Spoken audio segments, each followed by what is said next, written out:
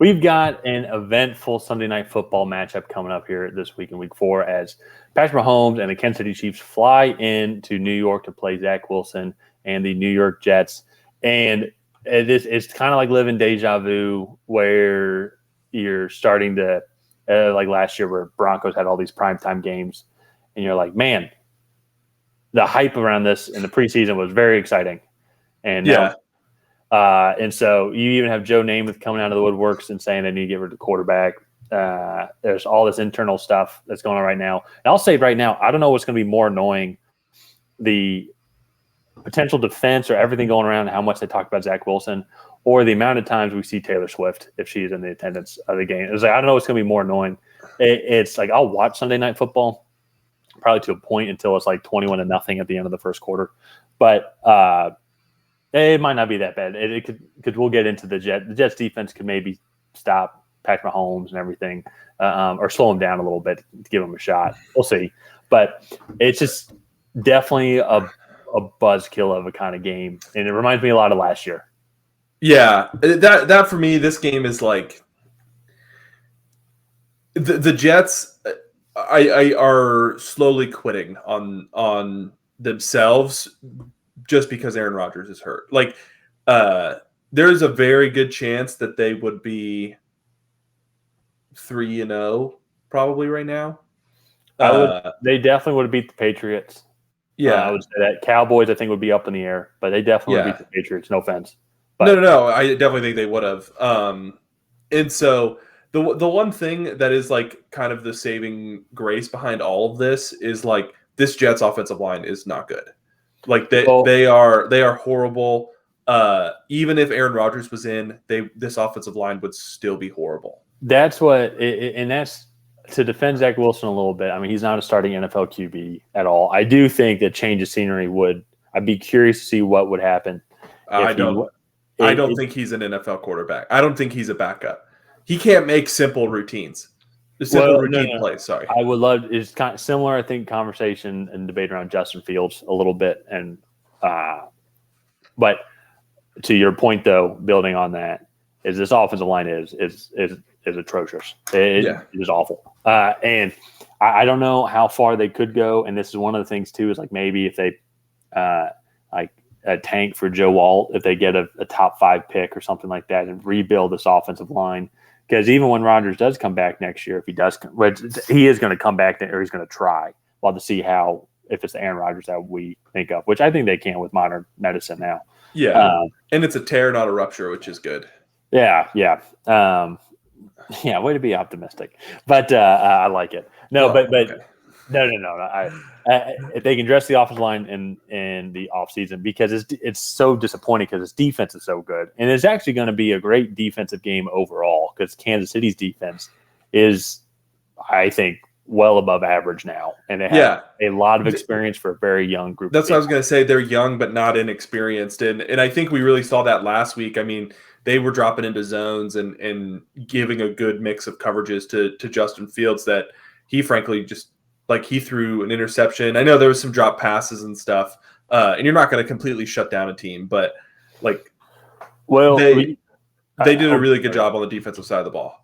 Well, if you go look at their games up at this point, a great game against Detroit where they held that offense to just 14 points. The Lions had the pick six, so they held that a good offense to just 14 points. Held Jacksonville in check to just 3 field goals, and they were Trevor Lawrence exploit that weak offensive line. Chris Jones first game back, and then last week there was very business-like type of performance from just the entire Chiefs team as a whole, so to say. Yeah. And I think that's what it's going to be like here. I think they're going to absolutely dominate that offensive line. Chris Jones is just going to have a day. George Karlaftis is going to add on as well, just the entire defensive front that's super young. Same thing with the secondary, a lot of improvement going on. All they really need to do is shut down Garrett Wilson, and then there's nothing else really that Zach Wilson and that offense can do. I mean, I can see some scenarios of where if this Jets defense just dominates and can stymie Patrick Mahomes, and then if there's a couple of big plays on the Jets offensive side, I could see the Jets maybe squeaking out a win because you never know.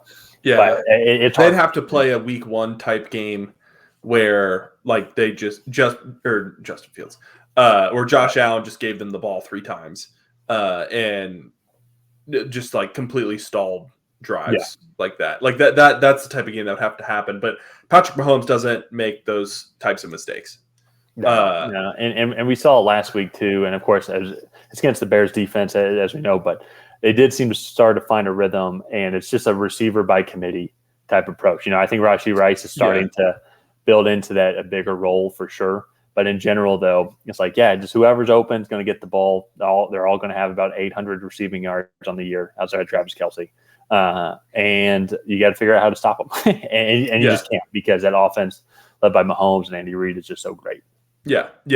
And so, I guess we'll get into the predictions now, but I think the Chiefs are going to win by multiple scores. I don't think this Jets team – I think that they suffered through it last year, and they were like, well, this defense was getting better. Sauce was a rookie, and like there was hope last year that like, hey, maybe next year like this will be it. Now that next year is this year, they're, I think, very frustrated with what's going on, and I think this team kind of collapses a little bit in New York just from the frustration of Zach Wilson and this offense being completely inept for really a third year in a row.